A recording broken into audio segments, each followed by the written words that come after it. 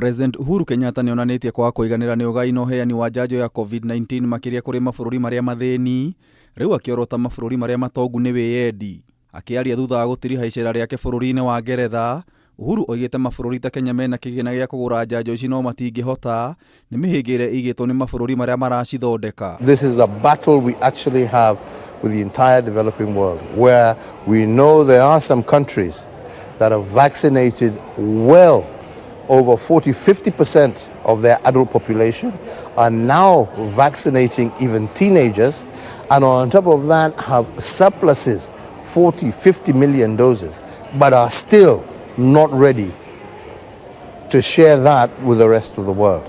Ukinyiria riu Akenya matanyihiire 600,000 nio mahetwo njanjo maita meri ya Oxford AstraZeneca, kuona Kenya hetwo njanjo milioni 1.6 mugaro na muigana wa andu milioni 47 aria marabatara njanjo eno.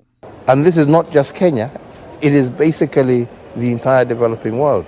And I think this is something that really needs to be looked at. Hĩndĩ ya icera riake, bũrũri wa Ngeretha nĩ ũreranĩire kũhe Kenya njanjo 800,000 cia kũhũra njeki haro ya COVID-19 ona gũtuĩka gĩcunjĩ gĩkĩ no kĩnini. You know, when they were doing clinical trials, when they were doing the research into some of these vaccines, and then all of a sudden we find ourselves unable to access those same vaccines. Agĩkũmithia ikinya rĩa mabũrũri maya matongu kũhitha njanjo, Uhuru nĩ arutĩte mũkana kũrĩ o, akiuga mabũrũri marĩa mathĩni mathi na mbere gũkorwo ũgwati-inĩ, onao marĩ handũ haceke. The fact of the matter is nobody, not here in the UK, not in the United States, not in Germany, nobody is going to be safe until everybody is safe. Mũtongoria wa bũrũri nĩ ongereire kuuga atĩ Kenya ĩrĩ na ũhoti wa gũthondeka njanjo ya COVID-19 rũhonge-inĩ rwa ũthuthuria rwa ũgima wa mũingĩ KEMRI. And we need to be able to come up with a way of ensuring that there is going to be equity in the distribution of these vaccines. Na angĩkorwo wĩyendi ũyũ wa mabũrũri marĩa marĩ na ũhoti no ũgũthiĩ na mbere, President oigĩte nĩ egũtindĩkana na ũhoro ũyũ nĩguo gũtigĩrĩra nĩ kwagĩa na ũgarũrũku.